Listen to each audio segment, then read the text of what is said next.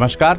Study IQ IAS Hindi में आप सभी लोगों का बहुत बहुत स्वागत है। मैं हूं वीरत दुबे और आज हम फिर से वो जो श्रृंखला है, वो जो कड़ी है, उसको हम आगे बढ़ा रहे हैं, जिसमें आप सब लोगों को मालूम है कि हम आधुनिक भारत के इतिहास को स्पेक्ट्रम किताब से कवर कर रहे हैं लगातार। और ये इस क्रम में अब तीसरा आपके समक्ष जो है ये लेक्चर मैं लेकर के आ रहा हूं। इससे पहले जो 2 लेक्चर्स हुए उसमें आपका बहुत सारा प्यार मिला, बहुत अच्छी तरीके से आप लोगों ने उसे पढ़ा, जाना, समझा।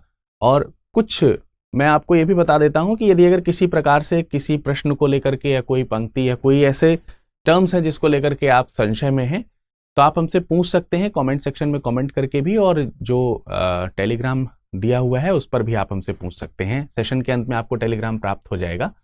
तो चलिए बगैर देर किए हुए करते हैं अपने आज के इस लेक्चर की शुरुआत, जिसमें हम आधुनिक भारत को खत्म करने का प्रयास करेंगे, इस बुक की सहायता लेंगे और बहुत सारी चीजें इसके अतिरिक्त भी आपके समक्ष रखी जाएंगी।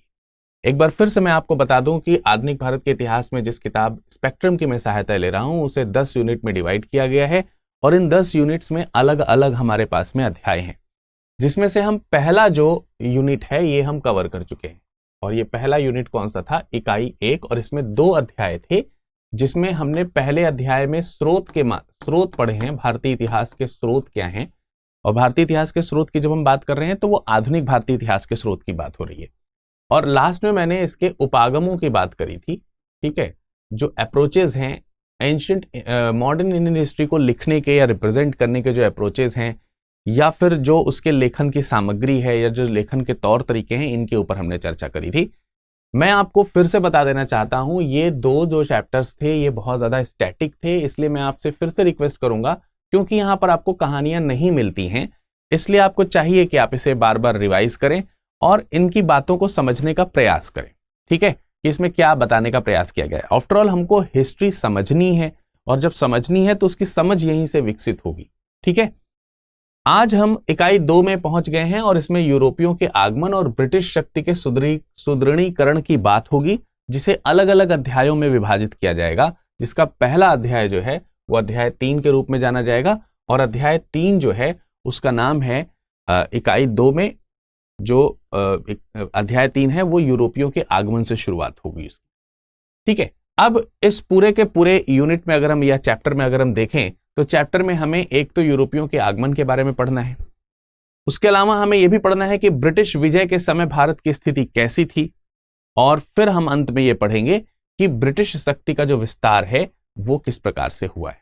यानी इन्हीं को आधार बनाते हुए जो चैप्टर या लेसन नंबर जो 3 है, ये लेसन नंबर 3 यूरोपियों के आगमन से शुरू होगा और इसी को आपके सामने रिप्रेजेंट कर रहा होगा।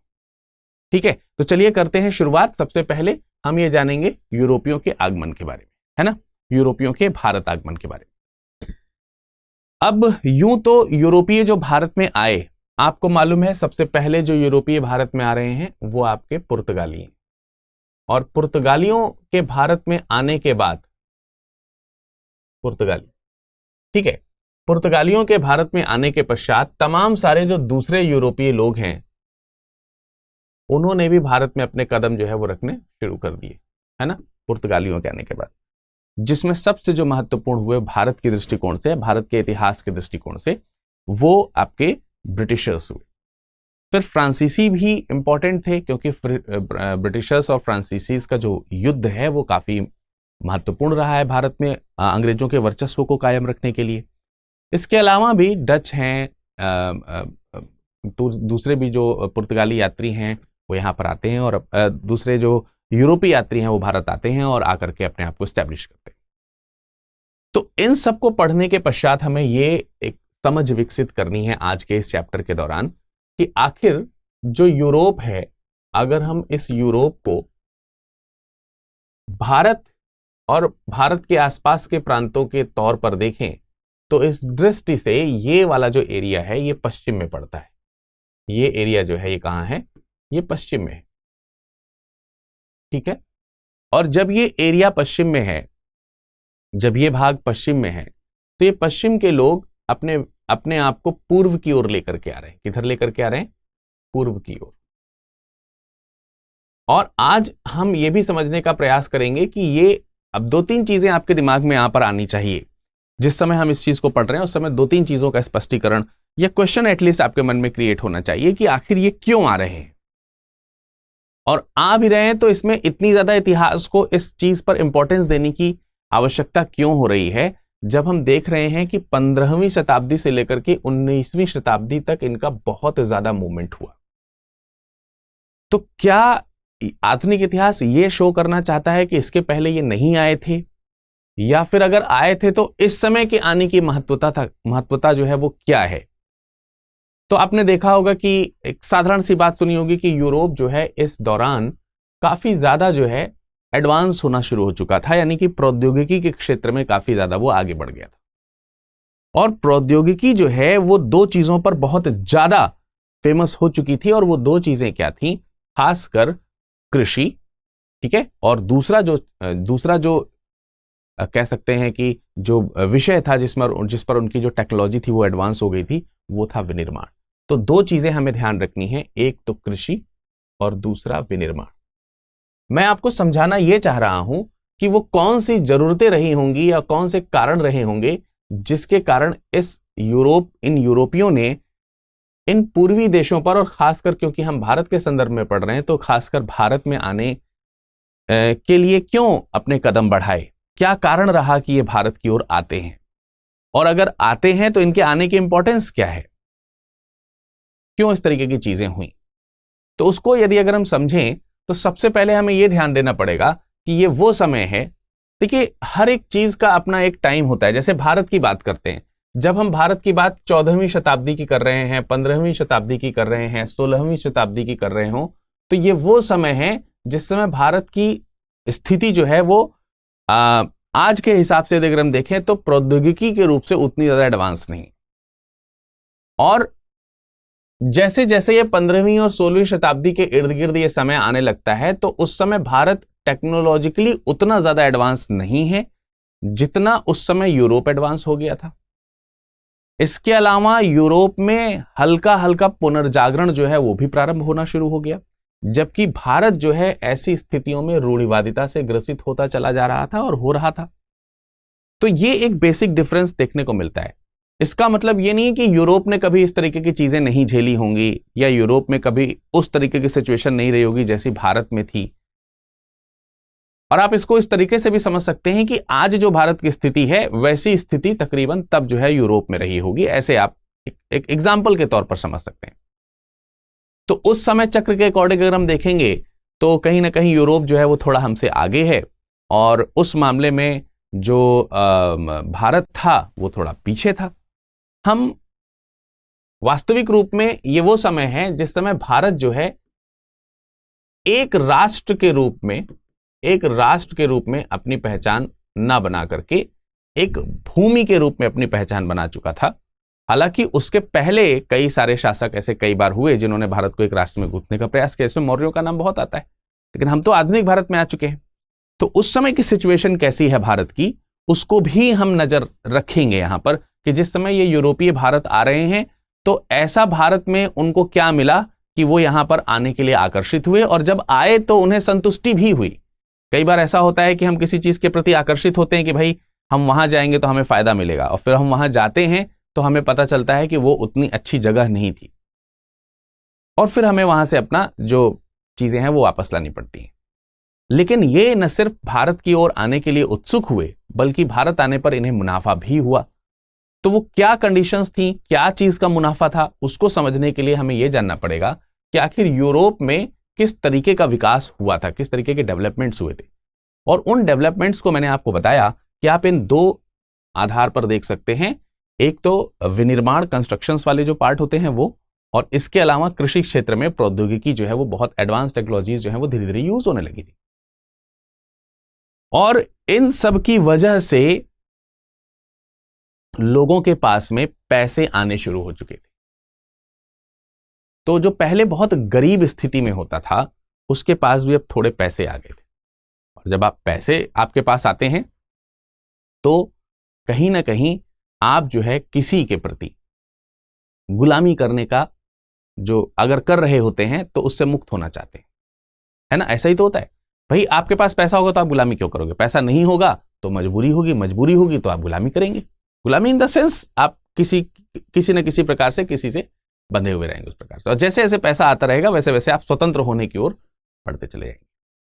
तो यहां पर भी इस प्रवृत्ति को हमें समझना होगा, और इस प्रवृत्ति को समझने के लिए हमें इन दो टर्म्स पर ध्यान देना होगा कि यूरोप में ये जो पूंजीवादी जो अर्थव्यवस्था थी, अर्थव्यवस्था, इस पूंजीवादी अर्थव्यवस्था का धीरे धीरे करके जन्म होना शुरू हो चुका था, और इसके जन्म के साथ साथ यूरोप की कई सारी कंट्रीज में जो सामंती अर्थव्यवस्था थी, ये सामंती अर्थव्यवस्था ये धीरे धीरे पिछड़ रही थी।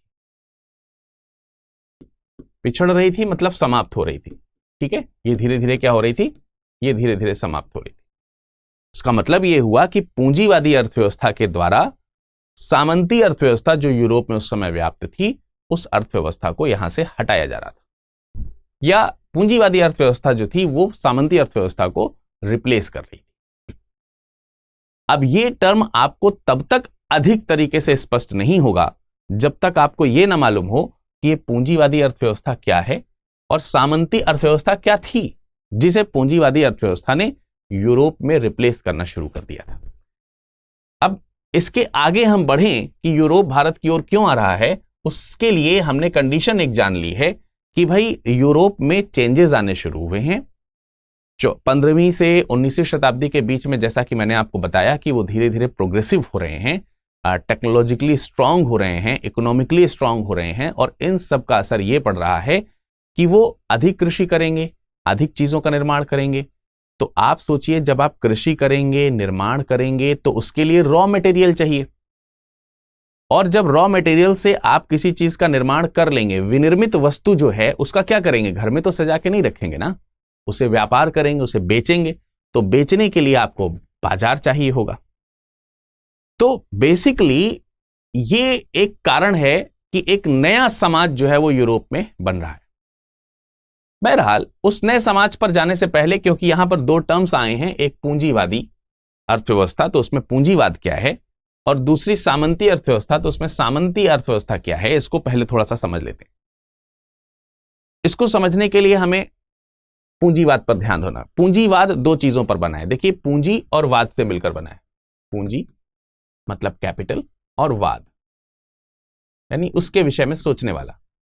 हमेशा वाद का मतलब होता है किसी चीज के बारे में सोचने वाला, उसे अंजाम देने वाला, उसकी सहायता करने वाला, उसका समर्थन करने वाला। जैसे अगर हम कहें शांति, तो शांति के साथ अगर वाद जोड़ देंगे तो ये हो जाएगा शांतिवाद, मतलब शांति की बात करने वाला, शांति को आगे बढ़ाने वाला, शांति के लिए प्रेरित होने वाला, पीस के लिए प्रेरित होने वाला, तो उसको शांतिवाद बोला जाएगा। क्या बोला जाएगा? शांतिवाद। इसी तरीके से अगर हम इसी चीज को उल्टा करके लिख दें, अगर हम लिख दें आतंक, और उसके साथ अगर वाद टर्म जोड़ें, तो क्या निकल करके आएगा? भाई जो हमेशा आतंक की बात करे, जो आतंकवादी हो। आतंकवादी का मतलब आतंक की बात करने वाला, आतंक के बारे में सोचने वाला, आतंक का हित चाहने वाला, आतंक का सपोर्ट करने वाला, ये आतंकवादी है। आतंकवादी यही है। उसी तरीके से जब हम यहां पर पूंजीवाद लिखेंगे तो उसका अर्थ क्या निकलेगा? जब हम पूंजीवाद लिखेंगे तो इसका अर्थ क्या निकलेगा? इसका भी यही अर्थ निकलेगा, जो पूंजी का समर्थन करता हो। पूंजी का मतलब कैपिटल, जो आपके पास में धन, संपत्ति, संपदा है, उसके बारे में जो सोचता हो, उसके बारे में बात करता हो, उसका जो समर्थन करता हो, उसके लिए जो प्रयास करता हो, उसको पूंजीवादी अर्थव्यवस्था कहेंगे। अब ये पूंजी आती कहां से है? स्वाभाविक सी बात है कि इसके लिए सबसे बड़ा जो फैक्टर है वो उत्पाद से है। उत्पाद का मतलब जो भी चीज है, उत्पाद जो है वस्तुओं का ही होगा या सेवाओं का होगा। वस्तुओं या फिर सेवाओं का होगा उत्पाद, प्रोडक्शन। और उत्पाद के हमेशा होते हैं कुछ साधन। उत्पाद के कुछ हमेशा क्या होते हैं? साधन। अब थोड़ा सा यहां पर हम इकोनॉमिक्स की तरफ चलेगा, लेकिन हम आपको इकोनॉमिक्स नहीं समझाना चाह रहे हैं। हम आपको यह समझाना चाह रहे हैं कि आखिर यह व्यवस्था का कन्वर्जन कैसे हुआ है। मैं आपको इतिहास में, आधुनिक इतिहास में बहुत सारी चीजें जब बता रहा हूं, तो आप हिस्ट्री को सिर्फ कहानी तक सीमित ना रखें, और ऐसा भी नहीं है कि इतिहास से कहानी को निकाल दें। तो हमें यहां पर यह सोचना होगा कि इतिहास को हमें जीना होगा। अगर आप इतिहास सही तरीके से पढ़ना चाहते हैं तो आप उसमें डूब जाइए, आप उसमें बहिए, उस परिस्थिति को अपने ऊपर रखिए, जानिए, तब आप सही निर्णय, ना कि आप मेरे मुंह से सुन करके या किसी के मुंह से सुन करके या किताबें पढ़ करके उसे मान लीजिए कि हाँ ये सत्य है। आप उस स्थिति को जीना शुरू कीजिए। आप बिलीव करिए कि आप यूरोप में हैं और आप पूंजीवाद की तरफ बढ़ रहे हैं, और उससे पहले जो है वो सामंती अर्थव्यवस्था में थे। तो आपकी मन स्थिति कैसी रही होगी और क्या आप सोच रहे होंगे और कैसा किया जाना चाहिए था उस समय। अब सोच भी दो तरीके से हो सकती है। अगर आप अब देखिए, ये पैसा आने पे दो तरीके की बुद्धि काम करती है। एक तो बुद्धि काम करती है कि फटाफट ये कर लो, वो कर लो, हड़प लो, फलाना निकाना। और कुछ होता है कि पैसा आने पे भी मन शांत होता है और उसका सही तरीके से नियोजन किया जाता है। बहरहाल, जब हम पूंजीवाद की बात कर रहे हैं और हम बता रहे हैं कि यहां पर उत्पाद जो है वो उत्पाद के कुछ साधन होंगे। अब उत्पाद दो तरीके के हो सकते हैं या और भी तरीके के हो सकते हैं। बेसिकली अगर हम देखेंगे तो भाई ये वस्तु का उत्पाद होगा या फिर ये सेवाओं का उत्पाद होगा। किसी का भी उत्पाद हो, लेकिन इसका साधन होगा, और इस साधन पर यदि अगर सार्वजनिक नियंत्रण है तब तो आप इसे कैपिटलिज्म की परिभाषा के अंतर्गत नहीं रख पाएंगे। लेकिन यदि अगर इस साधन पर किसी का निजी स्वामित्व हो जाए, निजी स्वामित्व है ना, किसी का इस पर क्या हो जाए, निजी स्वामित्व हो जाए। निजी स्वामित्व का मतलब पर्सनली उसके ऊपर उसका कमांड हो जाए, अधिकार हो जाए। तो ऐसी जो इस प्रकार की जो ये व्यवस्था हुई, इस प्रकार की जो ये व्यवस्था है, व्यवस्था, ठीक है, ये जो व्यवस्था है अर्थ को साधने की, ये जो व्यवस्था है, इस अर्थव्यवस्था को हम बोलेंगे पूंजीवादी अर्थव्यवस्था, क्योंकि पूंजी का जो मेन सोर्स है उसी पे आपने कब्जा कर लिया। भाई आपके शरीर में अलग अलग अंग हैं, हाथ, पैर, आंख, नाक, गला, कान, लेकिन इन सब को आपका दिमाग संचालित कर रहा है, मैनेज कर रहा है। और आपके दिमाग को जिस ऊर्जा की आवश्यकता है वो ऊर्जा रक्त से आ रही है, और वो रक्त को प्रवाहित करने के जो मार्ग हैं, उसको संचालित करने के लिए जो शक्ति चाहिए, उस शक्ति का स्रोत जो है वो हृदय है। तो आपके हृदय पर यदि अगर किसी का कब्जा हो जाए तो बेसिकली आपके शरीर पर वो कब्जा कर लेगा, है ना। उसी तरीके से ये जो उत्पाद के जो साधन है ना, ये इसके हृदय हैं, और इस साधन पर जब किसी का कब्जा हो गया, किसी पर्सनल का कब्जा हो गया, तो इसको बोला जा रहा है पूंजीवाद। अब पूंजीवाद में निजी स्वामित्व होता है, और निजी स्वामित्व जो है वो एक व्यक्ति का भी हो सकता है, एक व्यक्ति का भी हो सकता है, और व्यक्तियों के समूह का भी हो सकता है। ये चीज हमको यहां पर ध्यान देना है। ग्रुप ऑफ कंपनीज भी होती हैं, है ना, या कंपनीज में मेंबर्स होते हैं, बहुत सारे बोर्ड मेंबर्स होते हैं, उनसे मिलकर के कंपनी बनती है, या फिर एक सिंगल व्यक्ति के द्वारा भी कोई चीज चलाई जा रही है। तो अगर उसका कब्जा हो जा रहा है तो इसको बोल रहे हैं पूंजीवाद। और ब्रिटेन में यह होना शुरू हो गया, फिर वो चाहे कृषि की फील्ड हो या फिर व्यापार की फील्ड हो, व्यापारिक मार्गों की बात करी जा रही हो, किसी भी तरीके तरह तरह के जो व्यापार शुरू हो रहे हैं, हर एक पर मोनोपोली जो है वो शुरू हो गई। मोनोपोली का मतलब होता है एकाधिकार। जब पूंजीवाद आया तो एकाधिकार भी धीरे धीरे करके बढ़ना शुरू हो गया। लेकिन मैंने कहा कि इस पूंजीवादी अर्थव्यवस्था ने रिप्लेस किसको किया, किसको प्रतिस्थापित किया? वो प्रतिस्थापित किया है सामंती अर्थव्यवस्था को। अब ये सामंती अर्थव्यवस्था क्या है? सामंती अर्थव्यवस्था, इसको इंग्लिश में बोलते हैं फ्यूडरल सिस्टम। क्या बोलते हैं इसको? Feudal system. Feudal system. जैसे आपने इसको कैपिटलिज्म बोला था, पूंजीवाद को कैपिटलिज्म, ठीक है। तो ये कैपिटलिज्म है और ये फ्यूडलिज्म है, ये फ्यूडल सिस्टम है। फ्यूडल सिस्टम जो होती है या पूंजीवादी जो अर्थव्यवस्था होती है, बेसिकली ये ग्राम आधारित होती है। ग्राम आधारित अर्थव्यवस्था होती है, और ये जो ग्राम आधारित अर्थव्यवस्था होती है, इसमें जो ग्राम होते हैं ये बेसिकली आत्मनिर्भर होते हैं। अब इसमें फ्यूड टर्म जो आया है, फ्यूडरल सिस्टम जो है ये बेसिकली फ्यूड टर्म से बना है, और फ्यूड टर्म जो है एक विशेष प्रकार की भूमि को रिप्रेजेंट करता है। विशेष प्रकार की एक जमीन को रिप्रेजेंट करता है। और ये एक ऐसी जमीन, ऐसी भूमि होती है जिसका कुछ एक भाग, मतलब जमीन का मान लेते हैं कि कोई एक भाग, फ्यूडल सिस्टम में फ्यूड जो है वो जमीन का वो भाग है जो किसी सेवा के बदले में या कुछ शर्तों के आधार पर उसका जो स्वामी होता है, लैंडलॉर्ड जो होता है, जिसको आप जमींदार बोल सकते हैं। जमींदार जो होता है, जमींदार, ये जो जमींदार होता है, ये जमींदार अपने भूमि के किसी हिस्से को, टुकड़े को दे देता है। किसको दे देता है? सामंत को। किस हेतु दे देता है? इस हेतु दे देता है कि भाई कुछ शर्तें हैं, इस शर्तों को आप फुलफिल करिए, ये मेरा जमीन है, इस जमीन के हिस्से को आप ले लीजिए, इसमें खेती करिए और खेती करके अपना जो भी आय का स्रोत है वो लाइए। अब मान लेते हैं उसमें शर्त ये रख दी कि जो भी प्रोडक्शन होगा उसका इतना % हम लेंगे। ऐसे करके चीजें हमको ये मिलती हैं। तो जमींदार जो है वो सामंत को क्या कर देता है? अपने खेत का कुछ हिस्सा दे देता है। इसी खेत के हिस्से को फ्यूड बोला जाता है और इसी व्यवस्था को फ्यूडल सिस्टम बोलते हैं। अब ये सामंत भी खुद खेती नहीं करेगा। सामंत इस लिए हुए खेत के टुकड़े को या जमीन के टुकड़े को ये किसानों में क्या कर देगा? बांट देगा और किसानों से खेती करने के लिए कहेगा। तो बेसिकली ये हैं शक्ति के साधन, उत्पाद के साधन ये हैं। और अगर इन उत्पाद के साधनों पर, ये जमीन जो है ये उत्पाद का साधन है, इस पर ये सब जो है, इस पर एक व्यक्ति का कब्जा होना शुरू हो जाए तो इसको बोलते हैं फ्यूडल सिस्टम, इसको बोलते हैं कैपिटलिज्म। तो फ्यूडलिज्म जो है वो कैपिटलिज्म में कन्वर्ट हो रहा है। जमींदार, किसान, सामंत, ये पहले व्यवस्था चलती थी और इस व्यवस्था में क्या होना शुरू हुआ? इस व्यवस्था में दिक्कत ये थी कि किसान हमेशा पिसता था। ठीक है, ये हमेशा जो है, पिस्ता का मतलब खाने वाला पिस्ता नहीं है, पिस्ता का मतलब उसको मजबूरियां हैं, पिस रहा है ना। तो वो इस व्यवस्था में बहुत ज्यादा परेशान होता था।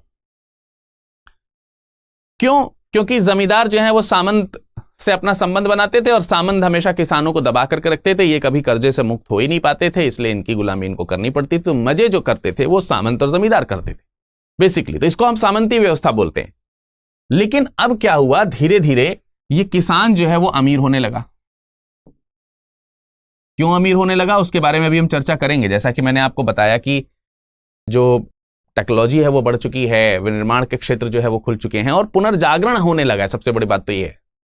तो उन सबसे प्रभाव ये पड़ रहा है कि किसान जो है वो धीरे धीरे उसके पास पैसा आना शुरू हो रहा है। पैसा आना शुरू हो रहा है तो वो तुमको यहां पर भाव क्यों देगा? और जब इनको भाव नहीं देगा तो इनकी व्यवस्था खराब हो जाएगी। तो ये सिस्टम धीरे धीरे डिफ्यूज हो रहा है और ये वाला जो सिस्टम है वो धीरे धीरे ग्रो अप हो रहा है। तो आई होप कि आपको ये वाला पॉइंट जो है बिल्कुल क्लियर हो गया होगा कि इससे किस तरीके की स्थिति जो है वो यूरोप में उस समय बन रही है। अब लेकिन यहां पर यह ध्यान रखना है कि पूंजीवादी जो अर्थव्यवस्था है, जैसा कि मैंने आपको कहा कि पूंजीवाद जो है वो सामंतवाद को रिप्लेस कर रहा है। पूंजीवाद जो था इसने सामंतवाद को रिप्लेस किया, यानी प्रतिस्थापित किया।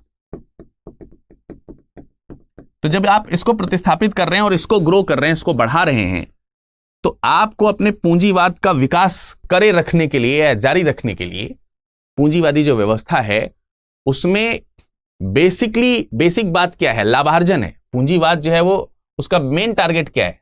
लाभार्जन, लाभ अर्जित करना। आप पूंजी लगाते हैं क्योंकि लाभ अर्जित हो। तो पूंजीवादी अर्थव्यवस्था का मेन जो टारगेट होता है वो क्या होता है? लाभ को अर्जित करना। और जब लाभ को वो अर्जित करता है तो एक ऐसा बाजार क्रिएट होता है और सब चाह रहे हैं ना लाभ पाना। तो एक विशेष प्रकार की मार्केट या विशेष प्रकार का बाजार जो है वो क्रिएट होता है जिसमें बहुत अधिक मात्रा की प्रतिस्पर्धा होती है। बहुत अधिक मात्रा की प्रतिस्पर्धा, कंपटीशन जो है वो हो जाता है। तो पूंजीवादी अर्थव्यवस्था जो है वो डिपेंड ही इसी चीज पर है, लाभांश पर या लाभार्जन पर और बाजार प्रतिस्पर्धा पर। और बाजार प्रतिस्पर्धा में वो व्यक्ति टिका रहेगा जिसके पास में दो चीजें अच्छी तरह से स्थापित हैं। और वो दो चीजें क्या हैं? एक कच्चा माल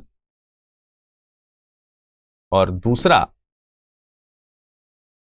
जो है, एक तो कच्चा माल और दूसरा जो है विनिर्मित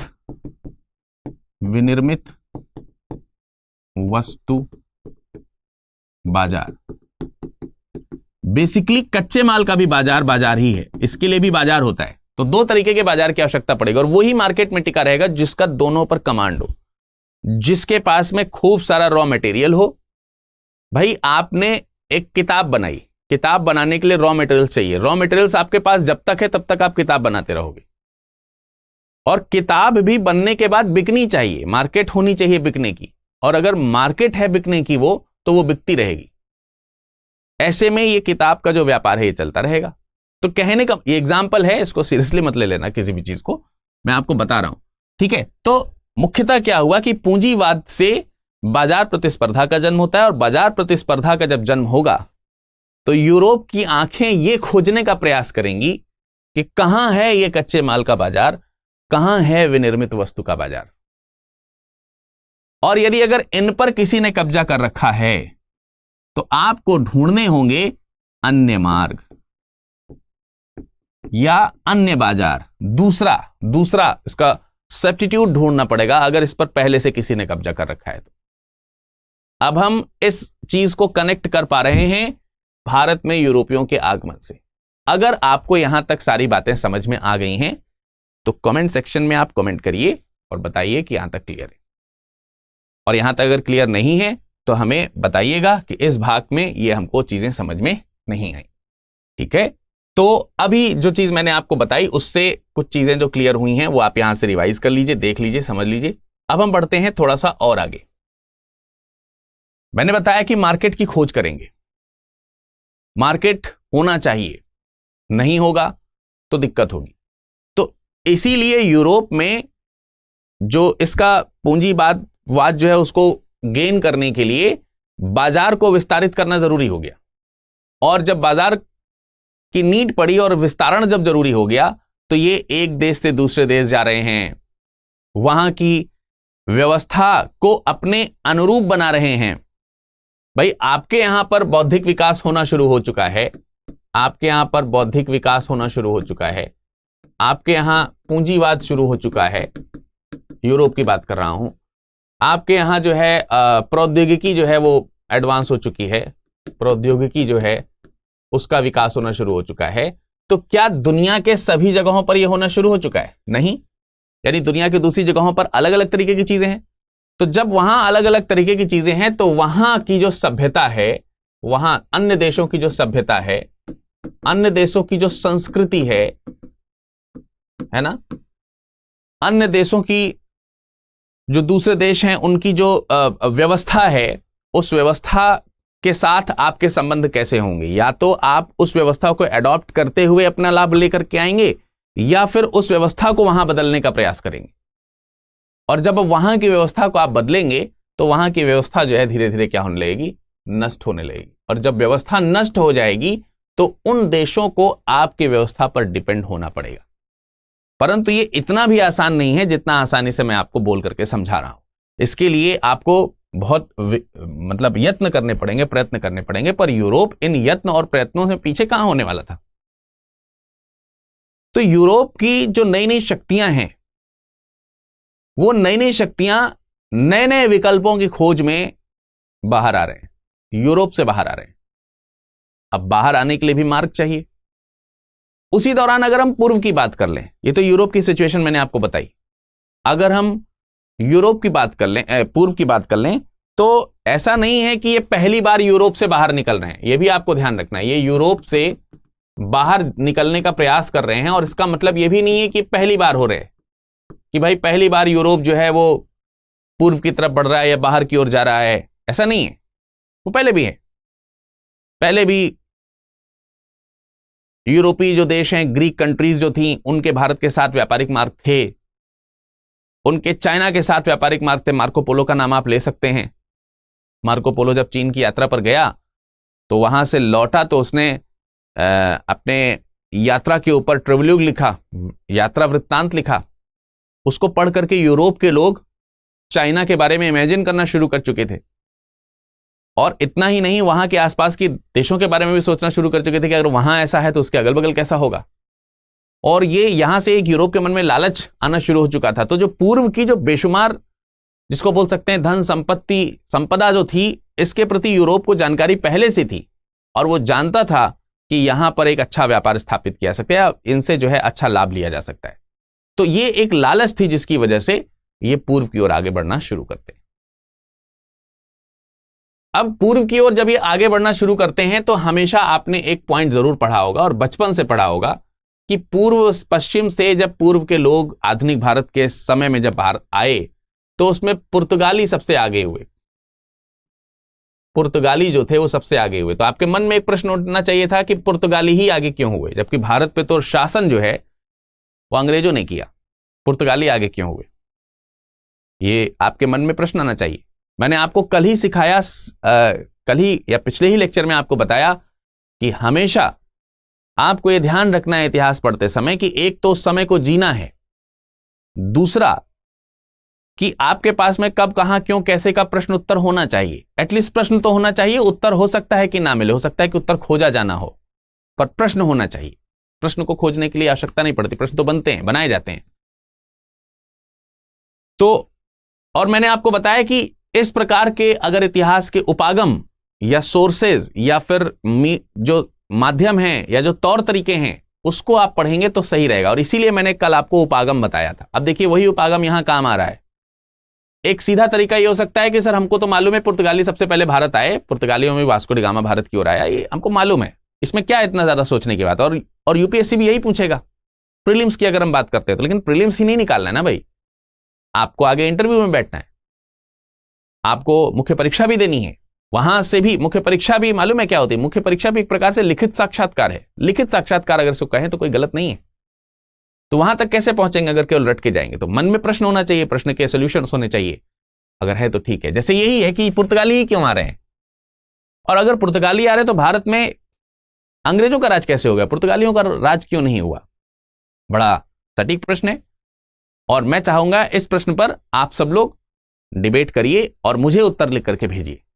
आप उत्तर कमेंट सेक्शन में भेजिए, पर्सनली मुझे भेजिए, लेकिन भेजिए। ये बहुत ही साधारण सा और लेकिन बहुत ही महत्वपूर्ण सा प्रश्न है कि पहले पुर्तगाली इधर क्यों आए, और अगर पुर्तगाली आए थे तो यूरोप में यूरोपियों की तरफ से भारत में पुर्तगालियों का शासन होना चाहिए था। इनफैक्ट उन्होंने पहले भारतीयों को हराया भी, तब भी यहां पर अंग्रेजों का शासन कैसे हुआ?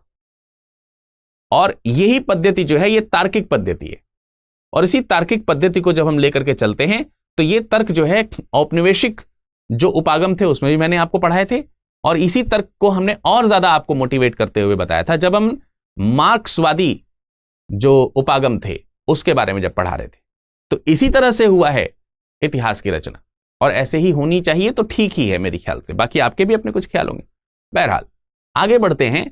तो मैं आपको ये बता रहा हूं कि यूरोप से बाहर ये लोग निकल रहे हैं, तो ऐसा नहीं है कि पहले नहीं निकले, लेकिन अभी की जो सिचुएशन है इसमें पुर्तगाली जो है वो बाहर निकले। तो आपके मन में एक और यहां से प्रश्न बनेगा। एक तो प्रश्न ये कि पुर्तगाली ही क्यों? दूसरा प्रश्न बनेगा कि अगर पुर्तगालियों को यूरोप से एशिया आना ही था, और एशिया में भी दक्षिण एशिया का प्रांत मान लीजिए, भारत तो दक्षिण एशिया है, दक्षिण एशिया आना ही था, तो इतना बड़ा मार्ग लेकर के क्यों आ रहे थे कि आप यहां पर हैं, दक्षिण एशिया यहां पर है, भारत यहां पर है, तो आप सीधे आ सकते थे, लेकिन आप ये रास्ता अपनाते हुए क्यों आ रहे हैं? आप समझ ही सकते हैं कि यह मार्ग कितना बड़ा हो गया इस मार्ग की तुलना में। और इस पर भी इतिहास डिपेंड करता है, इसका भी उत्तर आपको इतिहास के गर्भ में मिलेगा। यह बहुत सीक्वेंस है, इस सीक्वेंस को समझना बहुत जरूरी है। अब जैसा कि मैंने आपको बताया कि पूर्व के साथ स्थिति यह है कि यूरोप को मालूम है कि वहां पर धन संपदा बहुत है, जाना है, लेकिन बीच में एक सिचुएशन जो है हमको इटली और उसके आसपास के प्रांत की समझनी है, और उसको समझने के लिए हमें देखना पड़ेगा कि ये जो इटली है उस समय एक बहुत ही महती भूमिका निभा रहा है, और ये एक कारण बनेगा कि पुर्तगाली इटली के माध्यम से भी, और वो जो मार्ग है अरब सागर की खाड़ी, लाल सागर वगैरह की तरफ से होकर के जाने वाला, उस मार्ग को छोड़ करके दक्षिण में अटलांटिक महासागर होते हुए, हिंद महासागर की ओर से होते हुए भारत और पूर्वी जो प्रांत है वहां पर जा रहे हैं। इतना बड़ा रास्ता अपनाते हुए जा रहे हैं। उसके लिए मेन कारण है इटली। अब इटली मेन कारण कैसे है? तकरीबन 12वीं सदी के आसपास की अगर हम बात करें तो यूरोप के साथ पूर्व का जो व्यापार है, यूरोप के साथ और पूर्व के साथ व्यापार पर इस इटली महोदय का एकाधिकार है। एकाधिकार आप समझते हैं? एकाधिकार मतलब मोनोपोली की, मतलब यही इस मार्ग पर नियंत्रण रख रहा है और दूसरे लोग यदि अगर आएंगे तो इन्हें कुछ ना कुछ चुंगी और फलानी ढिकानी चीज देनी पड़ेगी। तो मैं आपको क्या समझा रहा हूं कि पूर्व के साथ व्यापार पर इटली का जो है वो एकाधिकार था। और इतना ही नहीं, इस माध्यम से पश्चिमी जो पश्चिमी यूरोप था उसे भी इसके ऊपर डिपेंड होना पड़ता था। अब इस पर एकाधिकार कैसा था, इसको समझने के लिए हमें दो मार्गों पर गौर करना पड़ेगा। एक मार्ग जो उस समय फारस की खाड़ी से होकर गुजरता था और दूसरा मार्ग जो था वो लाल सागर से होकर गुजरता था। फारस की खाड़ी से होकर के जो मार्ग गुजरता था, अब देखिए यूरोप जो है उसमें इटली इस मार्ग पर किस तरीके से कब्जा करके दोनों को नियंत्रित कर रहा है, उसको अगर हम समझें तो उसके लिए थोड़ा सा हमको ज्योग्राफी टटोलनी पड़ेगी। अभी थोड़ी सी अर्थव्यवस्था टटोली थी हमने, अब थोड़ी सी ज्योग्राफी टटोलनी पड़ेगी कि जो फारस की खाड़ी है, फारस की खाड़ी से इराक और तुर्की तक सामान जो है वो पूर्व से आ सकता था, जा सकता था, और वहां से उन वस्तुओं को जिनेवा और वेनिस वगैरह जो है वो भेजा जाता था, वहां तक पहुंचाया जाता था। अब इसी सिचुएशन को यदि अगर हम मैप में देखें, इसी चीज को अगर हम मैप में देखेंगे तो आपको थोड़ा ज्यादा अच्छे से समझ में आएगा, मेरा ऐसा मानना है। जरा देखिए, ये हमारा जो हिस्सा है ये दक्षिणी पूर्वी भाग है। इसको आप एक मिनट, इसको आप क्या कह सकते हैं, ये वाला जो हिस्सा है आप देखिए, भारत जो है ये एशिया है आपका, ठीक है। एशिया के दक्षिण में तो साउथ एशिया हो गया और ये भी सब साउथ एशिया हो गया, है ना, साउथ एशियन नेशंस हैं ये। आप यहां पर हैं, ये है इटली, ये इटली है,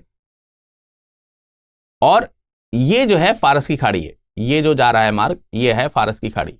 ये क्या है? फारस की खाड़ी, यहां से होकर के मार्ग जा रहा है, ठीक है, फारस की खाड़ी से होकर के मार्ग जा रहा है। अब जरा देखिए, आप जो है यहां से अगर इनके साथ व्यापार करना है तो आप ऐसे करके, ये रास्ता जा रहा है, ये इराक वाला जो रास्ता है, इराक सीरिया वाला जो रास्ता है, यहां से आप ऐसे टर्की वाला जो रास्ता है यहां से पहुंच सकते हैं आसानी से। तो जो रास्ता है वो वही मैंने आपको बताया कि फारस की खाड़ी से इराक और तुर्की, देख सकते हैं आप, ये इराक का मार्ग है, ये इराक है, ये तुर्की है, ठीक है। इधर सबसे होते हुए जो वस्तुएं हैं पूर्व से इटली तक पहुंच रही हैं, और जिनेवा ओनेवा में वियना जो कि फ्रांस, आप देख सकते हैं ये वाला जो, अब देखिए ये वाला जो प्रांत है, ये जो यूरोप है, इस यूरोप को, ये पश्चिमी यूरोप हो गया, ये यूरोप का पीछा का भाग है। तो अगर आपको यहां व्यापार करना है तो यहीं से तो जाना पड़ेगा, और कौन सा रास्ता आप देख पा रहे हैं, और दूसरा रास्ता भी बहुत बड़ा है जो कि आप इधर से लेकर के जा रहे हो, ये वाला रास्ता तो पूछो नहीं, बहुत ही बड़ा है। तो एक रास्ता ये था जो, अच्छा जल मार्ग जो है थोड़ा सीधे होते हैं, तो जाकर के आप उससे व्यापार कर सकते थे, लेकिन इस मार्ग पर कब्जा जो है ये करे हुए बैठा हुआ है। मैंने आपको दिखाया कि यहां पर कब्जा कौन करके बैठा है, ये इटली करके बैठा है, ठीक है, इटली। दूसरा जो मार्ग है वो लाल सागर वाला है, जो यहां पर लिखा हुआ है लाल सागर वाला मार्ग। अब लाल सागर वाला मार्ग किस प्रकार का है कि यहां से जो इजिप्ट वाला जो प्रांत है, मिस्र वाला जो प्रांत है, वहां से सामान जो है वो मिस्र में, इजिप्ट में, अलेक्जेंड्रिया में लाया जाता था, और अलेक्जेंड्रिया से फिर भूमध्य सागर होते हुए इटली के शहर में उसको पहुंचाया जाता था। अब उस समय स्वेज नहर नहीं थी वहां लाल सागर पे। अब इस चीज को भी जरा देख लीजिए यहां पर कैसे रहेगा। दूसरा मार्ग जो है वो ये है, ये वाला मार्ग है, ये लाल सागर वाला मार्ग है। यहां पे स्वेज कैनाल है, छोटी सी क्या, बहुत बड़ी सी है। तो अब यहां पर दिक्कत यह है कि अगर यहां पर पहुंचना है तो दूसरा जो है आपको, ये भूमध्य सागर है, और भूमध्य सागर होते हुए आप इटली पहुंच सकते हैं, दूसरा मार्ग ये है, और इस पर भी इनका जो है कब्जा अच्छे से है। तो यहां पर होता क्या था कि जो सामान था इन पूर्वी देशों से, जो भी सामान आता था वो यहां से लाल सागर से होते हुए ये इजिप्ट में, अलेक्जेंड्रिया में रुकता था। यहां पर ऊपर की भाग में अलेक्जेंड्रिया है, और अलेक्जेंड्रिया से जो है वो इटली की तरफ जाता था, इटली के शहरों तक पहुंचाया जाता था, वेनिस वेनिस तक पहुंचाया जाता था। अब आप पुर्तगाल हैं, आप ये हैं, आप ये पुर्तगाल हैं, ये फ्रांस हैं, ये यूके, आयरलैंड और ये सब है ना, इस तरह की कंट्रीज आपको यहां पर दिख रही हैं। ये नॉर्वे और वे है, ये जर्मनी है, ठीक, ये मोरक्को है आपको दिख रहा है। तो ये सब लोग जो हैं इनको व्यापार करना है तो भाई इनसे संपर्क साधना पड़ेगा, और यही है व्यापारिक एकाधिकार। इसी को मैं एकाधिकार के रूप में आपको यहां पर रिप्रेजेंट कर रहा हूं, इसी को मैं समझाने का प्रयास कर रहा हूं कि इन सब चीजों पर तो कब्जा जो है वो इटली लेकर के बैठा हुआ है। मेरी बात स्पष्ट हो रही होगी, मेरी बात समझ में आ रही होगी, हाँ या नहीं? तो अब इस सिचुएशन से जब हम आगे बढ़ेंगे तो हमें यह समझ में आएगा कि जो उत्तर मध्यकाल का जो समय है उसमें ये जो इटली वाला जो जगह मैंने दिखाया है, यहां पर पुनर्जागरण भी शुरू हो चुका है, यूरोप के दूसरे हिस्से में भी पुनर्जागरण शुरू हो चुका है। व्यापारी जो हैं, व्यवसायी जो हैं, बैंकर्स जो हैं, ये बहुत धीरे धीरे करके अमीर होते चले जा रहे हैं, इनका इंपॉर्टेंस जो है वो बहुत ज्यादा बढ़ता चला जा रहा है, और इनके माध्यम से यूरोप में नए मध्यम वर्ग का उदय हो रहा है, जिनमें मुख्य भूमिका जो है ये व्यापारी निभा रहे हैं, ठीक है, ये जो बैंकर हैं ये निभा रहे हैं। इसके अलावा जो वहां के जो व्यवसाय हैं, ठीक है, उनको करने वाले जो व्यापारी हैं, ये सब लोग जो हैं ये नए नए अवसर जो है वो ढूंढ रहे हैं, नए नए अवसर खोज रहे हैं। और क्योंकि इनके पास अब पैसा आना शुरू हो चुका है तो ये थोड़ा विलासितापूर्ण जीवन भी जीना शुरू कर रहे हैं। पुनर्जागरण का प्रभाव इनके ऊपर पड़ रहा है तो कला से भी प्रेरित हो रहे हैं, मतलब जो बेसिक नीड है उससे भी हट करके चीजें कर रहे हैं वो। तो रॉ मटेरियल का जो मेन सोर्स है, जरा देखिए यहां पर समझने का प्रयास कीजिए। यूरोप के लिए रॉ मटेरियल का जो मेन सोर्स है वो ये है। यहां पर आपने आधुनिकीकरण करना शुरू कर दिया है, यहां पर चीजें होनी शुरू कर दी हैं, तो इनको डिलीवर करने के लिए बीच में इटली है। इटली जो है वो पश्चिमी यूरोप के साथ और पूर्व के देशों के साथ एक लिंक हो गया है, लिंक का काम करने लगा है। ये वस्तुएं व्यापार करके इसका व्यापार जो है इनके साथ भी चल रहा है, क्योंकि इनको अगर किसी चीज की जरूरत पड़ रही है या यहां की कंट्रीज को किसी चीज की जरूरत पड़ रही है तो उसके लिए भी इटली ही है। जो विशेष जो है साज सज्जा के, सजावट के, किताबों के, पढ़ाई लिखाई के या दूसरे इस तरीके की जो चीजें थी, साहित्य की जो चीजें थी, कला की जो चीजें थी, संस्कृत की जो चीजें थी, उनकी नीड को भी यही पूरा कर रहा है, इटली ही पूरा कर रहा है। तो अब यहां पर यह था कि या तो इनके साथ सिचुएशन जो है वो ठीक तरीके से डील हो जाए या फिर कोई दूसरा रास्ता अपनाया जाए। तो अब समस्या यह थी कि बार बार इन सब चीजों के लिए इन कंट्रीज को इटली के इस व्यापारिक एकाधिकार जो था, इसके ऊपर जो इसका वर्चस्व था, यह वर्चस्व के लिए बार बार इटली को मनाना पड़ता। तो ऐसे में ये जो यूरोपियन कंट्रीज हैं, इनके मन में इटली की वर्चस्वता को खत्म करने का जो प्रयास है या जो विचार है वो आना शुरू हो जाता है, वो बढ़ना शुरू हो जाता है। भाई मैंने बताया कि इटली में व्यापारी वर्ग थोड़ा सा बढ़ रहा है, यूरोप के जो व्यापारी हैं वो कलात्मक चीजों को भी चाहना शुरू कर चुके हैं, उनमें विलासतापूर्ण थोड़ा सा जीवन भी आने लगा है। तो मतलब क्यों ये किसी के आगे झुकेंगे?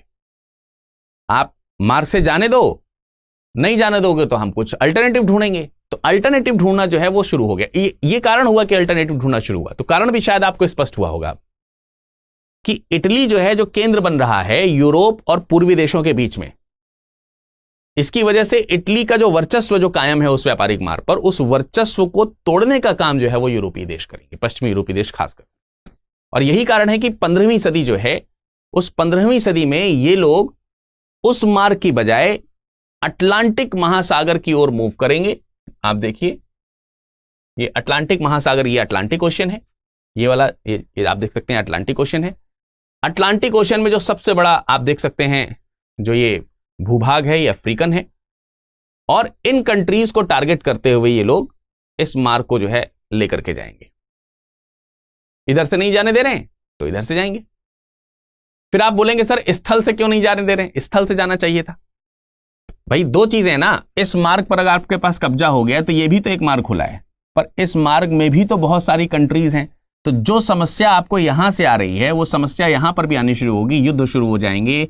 आपकी संस्कृति अलग है, आपके व्यापारिक टारगेट्स अलग हैं, आपके विचार अलग हैं, तो उनको संतुष्ट या तो आप इनको कराते चलें, इतने काबिल हों। सिकंदर जब यहां से यहां तक आया तो सबके साथ युद्ध ही करता चला आया। युद्ध ही क्यों कर रहा था? कारण होगा उसका, है ना? तो कहां तक संतुष्ट करेंगे? ऐसी जगह पर जाएं जहां पर स्थल पे किसी का राज ही ना हो, तो वो मार्ग है जल का। अब उस समय इस तरीके से जल मार्ग भी बहुत ज्यादा आज की तरीके से एकदम ये डिवाइडेड नहीं थे। उस समय वाटर बाउंड्रीज थी, ऐसा नहीं कि नहीं थी, लेकिन उनको ब्रेक भी किया जा सकता था, उसको चैलेंज भी किया जा सकता था, करते थे। और यहां पर तो किसी की बाउंड्री थी भी नहीं बहुत ज्यादा, अगर देखा जाए तो इस पर कोई दबाव भी नहीं था किसी का, क्योंकि ये व्यापार के रूप में कभी इस्तेमाल ही नहीं होते थे। भाई वो दरवाजा जो जिससे लाभ ही ना है उससे कोई भी आ जाए, कोई मना नहीं है, लेकिन जिस दरवाजे से लाभ है वहां से कोई भी क्यों आ जाएगा? वहां से तो पैसा देना पड़ेगा। समझ में आ रही बात? तो इसलिए इन्होंने ये दरवाजा खोजा। अब इस दरवाजे को भी आसानी से नहीं खोजा गया। शुरुआत में कुछ लोग इस दरवाजे की खोज में निकले, पूर्व की ओर जाना था, चले गए पश्चिम, तो बड़ी दिक्कत हुई। यह कारण है कि 15वीं शताब्दी के आसपास आपने देखा 1498 में वास्को डी गामा भारत आ गया, तो 15वीं शताब्दी का अंत ही तो है। तो अटलांटिक सागर और अफ्रीका के मार्गों से होते हुए नए व्यापारिक मार्गों की जो खोज है वो शुरू हुई।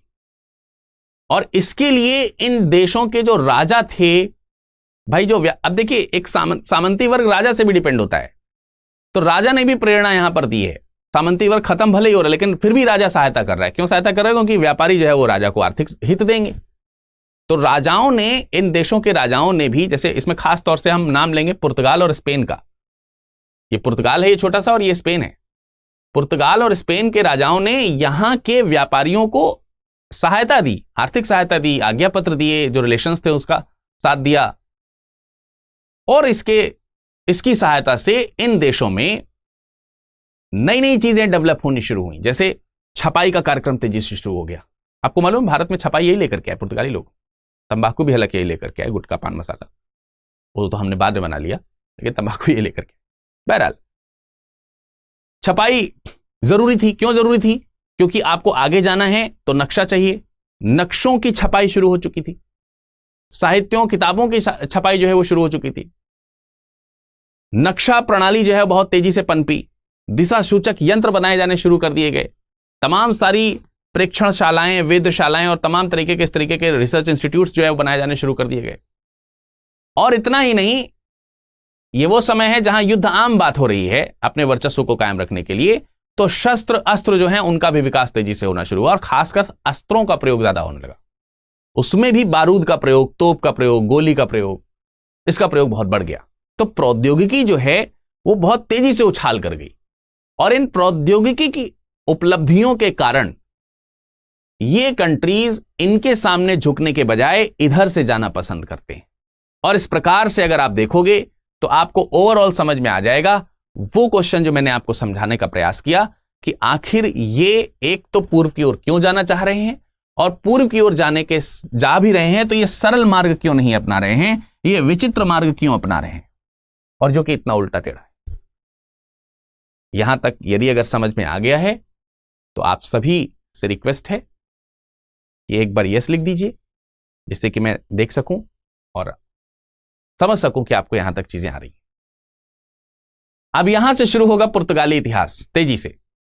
यहां से पुर्तगाल आगे बढ़ेगा, और यहां से मैं समझाने का आपको प्रयास करूंगा कि भाई ये लोग इस मार्ग को कैसे विजित करते हैं। ये भी आसान नहीं है, और ऐसा भी नहीं है कि आप यहां से आएंगे और भारत में एंट्री कर जाएंगे और भारत आपका वेलकम करने के लिए वहां पर बैठा हुआ है। तो ये भी क्यों होने जा रहा है, इसके बारे में भी हमको थोड़ी सी चर्चा यहां पर कर लेनी चाहिए, आवश्यक है ये। क्योंकि अब जरा देखिए, पुर्तगालियों की जब हम बात करेंगे तो यहां पर कुछ पॉइंट्स आपको समझने। पुर्तगालियों में आपको मालूम है कि वास्को डी गामा सबसे पहले यात्री के तौर पर भारत पहुंचा था, और भारत में कालीकट पहुंचा था। लेकिन उससे भी पहले एक प्रयास जो है वो 1488 में, 1488 में, जब हम पुर्तगालियों की बात कर रहे हैं, जब हम पुर्तगाली की बात कर रहे हैं या पुर्तगालियों की बात कर रहे हैं, तो 1488 में एक पुर्तगाली था जो इसी अटलांटिक का प्रयोग करते हुए भारत की ओर आने का प्रयास कर रहा था, और उसका नाम था बार्थोलोम्यो। बार्थोलोम्यो। तो ये जो बार्थोलोम्यो है, ये यहां से पुर्तगाल से जो है वो चलता है लिस्बन से, और 1488 में ये दक्षिण हिस्से पे पहुंच जाता है, अफ्रीका के दक्षिणी हिस्से में पहुंच जाता है। बार्थोलोम्यो डियाज इसका पूरा नाम है। ये यहां पहुंच जाता है साउथ अफ्रीका के सदर्न पार्ट पर, इस जगह पर, यहां से चल करके, इस जगह से चल करके यहां पहुंच जाता है। ये जो 2 लाइन है इसको मैं मिटा दूं तो आपको थोड़ा सा इजी हो जाएगा देखने में, ठीक है। तो ये यहां पहुंच जाते हैं और यहां से ही ये वापस भी चला जाता है लिस्बन। यानी 1488 में, ये वाली कहानी आपको थोड़ी सी याद रखनी है कि ये 1488 में लिस्बन से जो है ये बार्थोलोम्यो डियाज जो है ये कहां गया, ये साउथ अफ्रीका में गया और दक्षिणी छोर पर यहां पर पहुंच गया, दक्षिणी छोर पर, ठीक है। ये दक्षिणी छोर पर जो है ये पहुंच गया। अब जब दक्षिणी छोर पर पहुंचा तो यही जो दक्षिणी छोर है ना, इसी को हम लोग केप ऑफ गुड होप बोलते हैं। क्या बोलते हैं? केप ऑफ गुड होप, या आप इसे हिंदी में आशा अंतरीप द्वीप भी बोलते हैं। इस जगह की खोज यहां पर एक तरीके से हो गई, यह बात आपको स्पष्ट हो जानी चाहिए। अच्छा, इसके पहले कोलंबस भी निकला था पूर्व की तरफ, लेकिन कोलंबस जो है वो पूर्व की तरफ ना जाकर के अपने पश्चिम की ओर चला गया और उसने वहां पर अमेरिका की खोज कर दी थी। तो ये जो अमेरिका की खोज है, ये जो साउथ अफ्रीका में इसकी खोज है, ये जो भारत की खोज है, यहां पे खोज का मतलब व्यापारिक मार्गों की खोज से है, इनकी खोज से। आप हमेशा पढ़ते हैं कि, या बचपन में आपको कई बार पढ़ाया गया या सुना होगा आपने कि पुर्तगाली वास्को डिगामा ने भारत की खोज की। अरे पुर्तगाली वास्को डिगामा कौन होता है भारत की खोज करने वाला? भाई ये खोजेंगे भारत को? ऐसा कुछ नहीं है। पुर्तगाली वास्को डिगामा ने भारत के व्यापारिक मार्ग की खोज करी, और वो भी जलीय व्यापारिक मार्ग की, दक्षिणी जलीय व्यापारिक मार्ग की खोज करी। ऐसा भी नहीं कि व्यापारिक मार्ग पहले खोजे नहीं गए थे भारत के साथ, वो भी थे, लेकिन जो नया व्यापारिक मार्ग था वो खोजा गया। अब इसी को यूरोपियों ने अलग तरीके से कह दिया, फिर किताबों में अलग तरीके से पढ़ाया गया, लोगों ने अलग तरीके से समझा उसको। तो वास्को डिगामा से पहले भी एक व्यक्ति है, बार्थोलोम्यो डियाज, आप लिख सकते हैं डियाज या दियाज, कहीं कहीं लिखा रहता है। वो यहां पर आया, लेकिन वो भारत नहीं पहुंचा। लेकिन इसी के 10 साल बाद, 10 साल बाद, इसी के 10 साल बाद एक दूसरा पुर्तगाली है, इसका नाम क्या है? Vasco da Gama. अभी जो वास्को डिगामा है 1498 में, 1498, ये 1498, देखिए 10 साल की बात हो गई। 17 मई सन 1498 को ये भारत पहुंचा है, और भारत में कालीकट, कालीकट कलकत्ता में नहीं है भैया, केरल में, ठीक है। तो कालीकट, तो ये कालीकट पहुंचता है, राजा जमोरिन का उस समय शासनकाल है, ये सब ब्ला ब्ला ब्ला जो चीजें हैं वो आपको याद है, मालूम है, समझ में आती हैं। लेकिन फिर भी मैं बताता हूं, उस समय भारत में कालीकट में जो ये प्रांत है, इस प्रांत पर राजा जमोरिन का, ये हिंदू शासक था राजा जमोरिन, इसका जो है वो राज था। ये राजा था जिसके समय में ये आया था, और यहां से जब लौटा था, यहां से जब लौट करके गया था, तो अपने साथ में बहुत सारी चीजें लेकर के आया। अमेरिका, जो कि जिसको हम कह सकते हैं कि यूरोप के हिसाब से वो पश्चिम की ओर है, अगर हम देखें तो उस समय जो ये व्यापारिक मार्ग आपने खोजा है, उधर के जो जल के मार्ग थे, उन जल मार्गों पर काफी हद तक अमेरिका का कब्जा भी बहुत अच्छी तरीके से था। लेकिन इसके विपरीत आप पूर्व की ओर जब जाएंगे, तो पूर्व में औपनिवेशीकरण करने के लिए आपके पास में समुद्री रूट तो होने ही चाहिए, लेकिन उतनी डेयर भी होनी चाहिए, उतनी ही ज्यादा आपके पास क्षमता भी होनी चाहिए अन्य शक्तियों का सामना करने के लिए, जिसमें अमेरिकी बहुत आगे थे।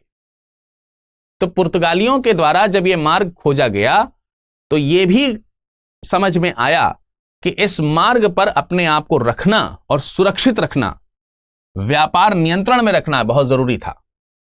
और यह सब चीजें इन लोगों की यात्रा के बाद लोगों को पता चली। हां, एक चीज और है कि जब वास्को डिगामा यहां से भारत से वापस लौटा लिस्बन, भाई भारत लौटा वापस लिस्बन भारत से, तो वहां पर इसका बड़ा स्वागत हुआ।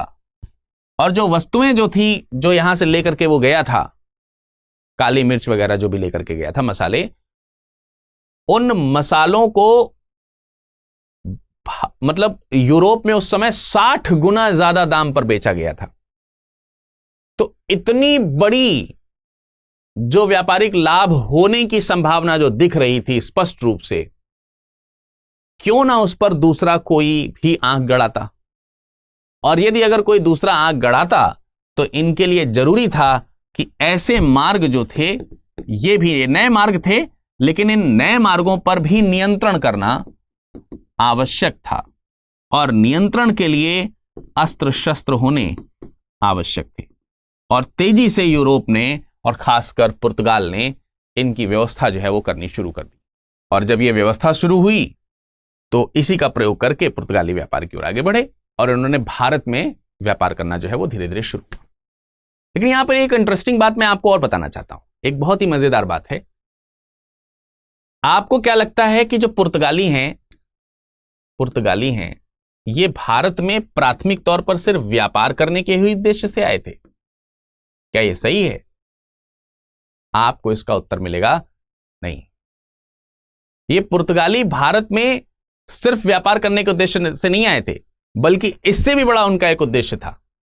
और वो उद्देश्य था इन पूर्वी देशों में ईसाई धर्म का प्रचार, ईसाई धर्म का प्रचार, यह भी एक उद्देश्य था। अब आप कहेंगे सर ये कैसे?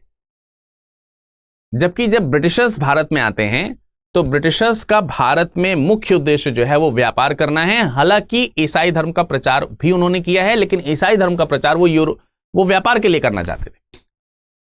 यहां थोड़ा सा उल्टा है। इंटरेस्टिंग है इसीलिए कि ये व्यापार तो करना चाहते थे, लेकिन उससे पहले ये ईसाई धर्म का प्रचार करना चाहते थे। ये पुर्तगाली ईसाई धर्म का प्रचार क्यों करना चाहते भी है, बहुत इंपॉर्टेंट है, ये समझना चाहिए आपको इस तरह की चीज। उसके पीछे भी विशेष कारण है। विशेष कारण क्या है?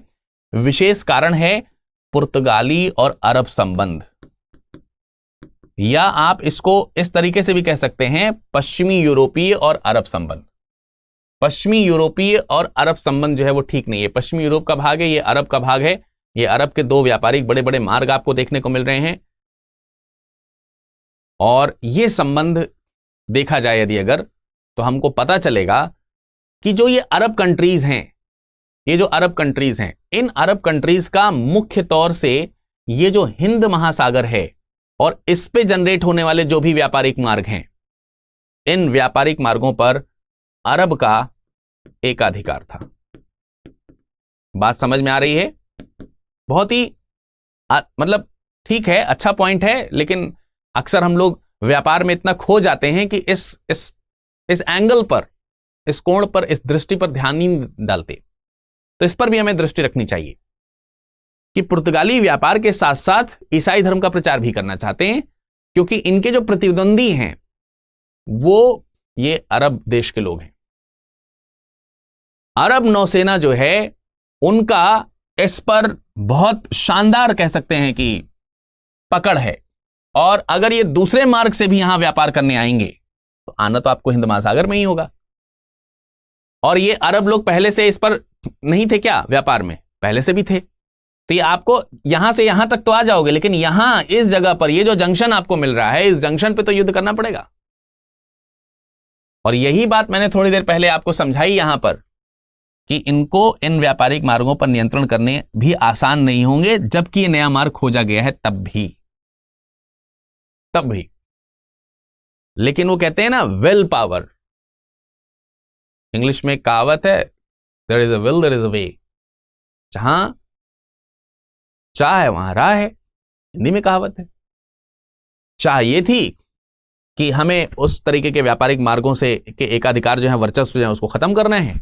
चाह ये थी कि पूरब से हमको व्यापार करने को मिले, और दोनों ही चाहों ने राह बनाई। 15 वर्षों के भीतर ही, ये सब कांड होने के 15 वर्षों के भीतर ही अरब नौपोत जो थे उनको पूरी तरीके से इन यूरोपियों ने नष्ट कर दिया। और नष्ट करने के बाद तकरीबन 1501 में मैनुअल प्रथम ने अरब और फारस का जो मार्ग था, जो भारत के साथ व्यापार करने के लिए खुलता था, उस पर अपना एक अधिकार कर लिया और स्वयं को उस मार्ग का मालिक घोषित कर दिया। तो इस तरीके से एक नाम आपको यहां पर मिलता है, मैनुअल प्रथम।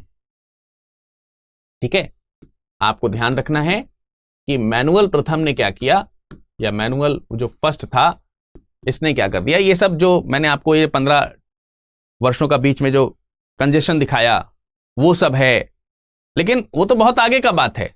उससे भी पहले, ये 15 वर्षों का समय भी नहीं बीता, उससे भी पहले तकरीबन 1501 में ही इसने अपने आप को इस तरीके के जो जितने भी व्यापारिक मार्ग थे जो भारत के साथ आते थे, जो इधर हिंद महासागर के साथ जो अरब और फारस के जो व्यापारिक मार्ग थे, इन सब पर अपना जो वर्चस्व है, इन सब के जो व्यापारिक मार्ग थे, इन व्यापारिक मार्गों का स्वामी बन गया और स्वामी घोषित हो गया, घोषित कर लिया, खुद को घोषित कर लिया कि हमारे से पूछ के करेंगे। तो इस तरीके से शुरुआती दौर में मैंने आपको बताया कि कैसे पुर्तगाली यात्रा जो है वो भारत आती है। लेकिन यहां पर एक बात मैं और आपको बताना चाहूंगा। जब इतनी सारी बातें मैंने आपको बताई तो एक बात यहां पर थोड़ी सी छूट रही है, उसको भी जरा थोड़ा समझेंगे। 1453 में 1453 में भाई हमने ये समझा कि किस तरीके से ये दक्षिण से होकर के अटलांटिक और हिंद महासागर से होकर के भारत की ओर आ रहे हैं। तो इटली का एक एंगल मैंने आपको दिखाया, एक एंगल और भी है। 1453 में जो उस्मानिया सल्तनत है, तुर्की की जो सल्तनत है, उस्मानिया सल्तनत जिसको बोलते हैं, उस्मानिया सल्तनत, इसके बारे में मैंने थोड़ी देर पहले बताया भी था, आपको शायद याद आया हो कुछ। तो जो तुर्की वाला जो प्रांत है, उनका एशिया माइनर पर जो है वो कब्जा हो गया। एशिया माइनर का जो प्रांत है, इस पर जो है उनका क्या हो गया, कब्जा हो गया। और जब उस्मानिया सल्तनत का एशिया माइनर पर कब्जा हो गया, तो पूर्व और पश्चिम के जो पुराने व्यापारिक मार्ग थे, उन पुराने व्यापारिक मार्गों पर तुर्कियों का कब्जा हो गया। पुराने जो व्यापारिक मार्ग थे, उन पुराने व्यापारिक मार्गों पर तुर्कियों का कब्जा हो गया। तुर्कियों का कब्जा है ना। तो जब यहां पे तुर्कियों का कब्जा हो गया भाई, जब यहां पर तुर्कियों का कब्जा हो गया, तो ये भी तो रास्ता बंद हो गया था पुर्तगालियों के लिए। ये रास्ता भी खत्म हो गया था पुर्तगालियों के लिए, या फिर पश्चिमी यूरोपीय जो प्रांत थे उनके लिए। पश्चिमी यूरोप जो है वो भारत और इंडोनेशिया के साथ, इंडोनेशिया के जो स्पाइस आइलैंड्स वगैरह जो थे, है ना, ये वाला जो प्रांत आप देख सकते हैं, ये इंडोनेशिया है यहां पर, ये इनके साथ जो व्यापार करना चाहता था वो व्यापार नहीं हो पा रहा था, लेकिन वो व्यापार करना चाहता था इनके साथ। और जब वो इनके साथ व्यापार करना चाह रहे हैं, यानी कि ये जो यूरोप के जो देश हैं, ये जो पश्चिमी यूरोप के देश हैं, पश्चिमी यूरोप के जो देश हैं, इनका जो टारगेट है वो टारगेट यही है कि एक तो भारत के साथ जो मसाला द्वीप है उस पर कब्जा करें, और जो इंडोनेशिया जो है, इसका जो मसाला द्वीप है उस पर जो है वो कब्जा करें, या उनके साथ व्यापार करें सिंपली।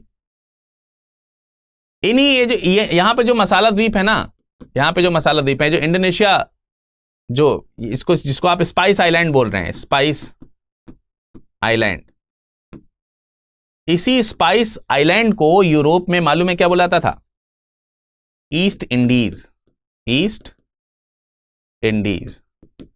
और जब ये टर्म आपको यहां पर ईस्ट इंडीज कंफर्म हो गया, तो आप समझ जाना चाहिए आपको कि ये अब आगे जब व्यापार करने आएंगे तो उनकी जो कंपनीज होगी इसी ईस्ट इंडीज को टारगेट करेगी। ये आधुनिक व्यापारिक मार्ग के तलाश की एक और छोटी सी कहानी थी जो मैंने आपको यहां पर इसके माध्यम से ही बताने का प्रयास किया। तो अब दिक्कत यह है कि ये लोग तुर्की सल्तनत से भी किसी प्रकार से शत्रुता मोल नहीं लेना चाहते हैं। पूर्व के साथ जो नया व्यापारिक मार्ग खोजा जाए उसमें इनकी दुश्मनी बीच में ना आ जाए, उनसे भी बना के रखना चाहते हैं। तो इसलिए बहुत ही आराम से फूंक फूंक करके कदम स्थापित कर रहे थे, व्यापारिक संबंध भी खराब ना हो। तो ये तमाम सारे एंगल्स हैं जिसके बारे में मैंने आपको बताया कि यूरोपीय जो है वो भारत में किस प्रकार से इनका जो है वो आगमन होता है, किस प्रकार से ये जुड़ते हैं भारत के साथ में, है ना। तो अब हम अगर एक बार यहां पर क्विक रिवीजन करें, थोड़ा सा जाने समझें कि क्या क्या चीजें हमने यहां पर देखी, तो बहुत सारी चीजें हैं जो क्लियर हो चुकी हैं हमारे पास में कि यूरोपियों का आगमन भारत में होगा। और यूरोपियों के आगमन का के समय, उस समय 15वीं शताब्दी में यूरोप की स्थिति क्या है, यूरोप की स्थिति में किस प्रकार से चीजें नई नई आ रही हैं, क्या थी पूंजीवादी और सामंती अर्थव्यवस्था, इसके बारे में मैंने आपको अच्छी तरीके से यहाँ पे बहुत डिटेल में समझाया। आई होप कि पूरा पॉइंट समझ में आ गया होगा, क्योंकि ये समझ में आएगा तभी आपको ये समझ में आएगा कि नीड क्या है। नीड होगी तभी तो हम आगे बढ़ेंगे, तभी उस दिशा में काम किया जाएगा, ठीक है। इसके अलावा जो नए विकल्प थे वो कैसे खोजे गए, इटली का क्या रोल था, इटली किस तरीके से 2 मार्गों पर कब्जा करके बैठा था, वो 2 मार्ग जो थे उसको भी हमने यहाँ पर मैपों के माध्यम से, नक्शे के माध्यम से यहाँ पर समझने का प्रयास किया। साथ ही साथ मैंने आपको पूरा वो दिशा और दशा बताई जिसमें पुर्तगाली जो है वो भारत की ओर व्यापार करने आते हैं। लेकिन इसी के साथ में अब एक नई चीज जुड़ जाती है। जिस समय ये लोग भारत आ गए, जिस समय ये लोग व्यापार के तौर पर भारत आए, ये तमाम सारी चीजें मैंने आपको यहां पर बताई। जिस समय ये लोग भारत आ गए, जिस समय ये सारी नीड क्रिएट हो गई, सब कुछ चीजें जब हो गई, तब अंततः जो है अगर देखा जाए तो हमें यह भी समझना पड़ेगा कि जो भारत की स्थिति है उस समय जब ये भारत आए तो जो सोच करके आए कि भारत ऐसा हमको लाभ देगा, भारत वैसा हमको लाभ देगा, ठीक है, भारत किस प्रकार का लाभ दे सकता था उसकी उन्होंने कल्पना तो करी ही होगी, स्वाभाविक सी बात है कि करी थी, ठीक है। लेकिन वास्तविक रूप में उस समय भारत की स्थिति कैसी थी? क्या सच में इनको उस तरीके का लाभ जैसा सोचा था, उस तरीके की सहायता जैसी सोची थी वो मिली या नहीं मिली, या उस पर इन्हें कब्जा करना पड़ा, या उसको इन्हें भारत से या भारत के जो उस समय सह संबंधी राष्ट्र थे या राज्य थे उनसे कब्जा छीनना पड़ा, क्या करना पड़ा? इस सब चीजों को जानने के लिए हमें भारत की स्थिति पर गौर करना पड़ेगा कि जिस समय 15वीं शताब्दी के अंत में, 16वीं शताब्दी की शुरुआत में ये भारत आ रहे हैं, उस समय भारत की स्थिति कैसी है, खासकर उन प्रांतों की स्थिति कैसी है जहां पर ये जा रहे हैं, जैसे दक्षिण पश्चिमी भारतीय प्रांत जो थे उनकी स्थिति कैसी थी। और साथ ही यह भी जानना पड़ेगा कि वो कौन सा मोटिवेशन है, वो कौन सा अभिप्रेरण है जो इन सब चीजों के पीछे काम कर रहा था लगातार, कि जाओ व्यापार करो, व्यापारिक मार्ग सरल हो तो आनंद उठाओ, सरल ना हो तो उन्हें सरल बनाओ, युद्ध करो, संघर्ष करो, आगे बढ़ो। ये कौन सा मोटिवेशन था जो इन्हें मिल रहा था पीछे से, किस प्रकार के मोटिवेशन से प्रेरित? इन सब चीजों को हम अगले एपिसोड में जानेंगे। यानी अभी ये चर्चा जारी रहेगी भारत में यूरोपियों के आगमन की, लेकिन आगमन की इस चर्चा को हम आगे बढ़ाएंगे ये जानते हुए कि भारत की स्थिति कैसी थी, क्या मोटिवेशन थे, कैसे उस पर कब्जा किया गया, कौन से वो प्रथम भारतीय प्रांत हुए जिस पर इन पुर्तगालियों ने पहले कब्जा किया, और फिर पुर्तगालियों के इस वर्चस्व को कैसे दूसरे जो पश्चिमी यूरोपीय देश हैं उन्होंने आगे बढ़ाया और खुद को भी अपने साथ आगे ले जाने का प्रयास किया, और इसी से कैसे इनके बीच में, खासकर अंग्रेज और दूसरे जो पश्चिमी यूरोपीय प्रांत थे उनके बीच में कैसे झगड़े शुरू हुए। इन सब चीजों की चर्चा जो है वो हम अगले एपिसोड में करेंगे। आपको किसी भी प्रकार की कोई समस्या हुई हो तो आप जरूर हमें कमेंट सेक्शन में कमेंट करके बताइएगा, हम आपके इस परेशानी को जरूर दूर करेंगे। और इस लेक्चर का यदि अगर आप पीडीएफ प्राप्त करना चाहते हैं तो आप हमसे टेलीग्राम में जुड़ सकते हैं, वीरत दुबे 01, ये हमारा टेलीग्राम है। यहां से आपको लेक्चर का पीडीएफ मिल जाता है। पीडीएफ आपको थोड़ा सा समय लेता है उसको आप तक पहुंचने में, तो थोड़ा सा धैर्य रखिएगा। आपका समय शुभ हो, इसी उम्मीद के साथ, इसी आशा के साथ आज हम आपसे अलविदा करते हैं, फिर मुलाकात करेंगे। नमस्कार, धन्यवाद।